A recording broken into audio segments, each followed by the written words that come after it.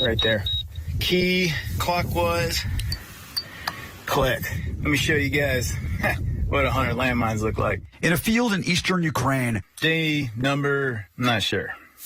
American Green Beret veteran Ryan Hendrickson is doing the dirty, Right there. dangerous work of clearing up the deadly explosives that Russian troops left behind. For those of us who've never done it, what's it like to approach a mine and defuse it? It's a healthy intimidation, which is good because I want to have that healthy fear of the explosives. He developed that healthy fear as a special forces engineer, defusing mines and IEDs, earning a Silver Star during his 8 tours of duty in Afghanistan. I was finding IEDs that were placed by some brilliant bomb technicians with the Taliban, and so technically I learned from the best. One of those IEDs nearly took his life. You stepped on an IED in Afghanistan. How bad were your injuries? My boot was at a 90-degree angle to my leg, so it looked like an L. I went into the limb salvage program at Brooks Army Medical Center. Technically had my leg reattached. 12 years later, he's trying to spare farmers in Ukraine their limbs, lives, and livelihoods. There's the farm tractor, and there's the mine. Right there. And in documenting his deeds, becoming a social media sensation. The yellow flies, oh, they love Americans. People ask me why I do what I do. This is his farm. Over here. The Russians, they don't hold a candle to the Taliban, not when it comes to explosives. But they put a lot of them out there. Yep, it's a game of numbers.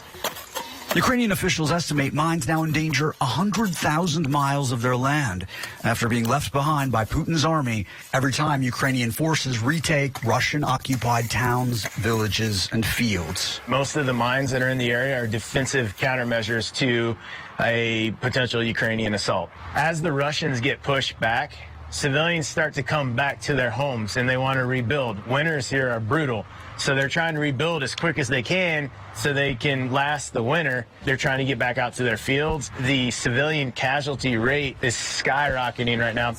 His is not a high-tech, heavy protection demining operation. He relies on his trusty knife for probing and a detector to avoid a fatal wrong step. I hate that sound. I dream about this sound, the spring decompressing. Forgive me for asking this, but are you doing it for the thrill of it? I mean, I do like the adrenaline rush, but I know every mine I pull out of the ground is a limb or a life that I saved.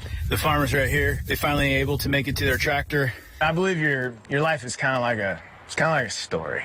Your life's like a story. And the beginning chapter and the end chapter have already been written. When you're born and when you die. What happens in the middle, that's up to you. And my dad told me one time, he said, those middle pages of your book, are they going to be worth reading in the end? You'd rather have it be a long story, a novel, than a short story. Yeah, but it's not up to me. I'm a firm believer. You don't control when you die. You control whether you're in Ukraine, walking around minefields. Yeah, soaked in sweat and getting torn up by flies. Honestly believe that if it's your time to go, it doesn't matter if you're in Ukraine walking around minefields or you're sleeping in your bed back in Florida. It's your time to go. So why not help people while you're here? This can go away now. It's awesome. It's a good day. With Ukraine right now on the offensive, if they're able to push back the Russians, that means more territory with mines that need to be cleared before people can safely be there. Chance? And Jason, yesterday we talked about Ukraine beginning its counteroffensive in Kherson. Any gains there? Well, since we don't have independent verification, but Ukraine's presidential office reports what they're calling tough battles that they say are taking place in practically all the areas surrounding Kherson, which again is the largest city under Russian control. They say that Ukraine's forces have destroyed Russian ammunition depots and command posts, and this could prove critical, all the large bridges in the area that cross the Dnipro River. So that would mean the Russians haven't got a way to resupply their troops. And British intelligence is saying that Russian units appear to be undermanned and reliant on these tenuous supply lines.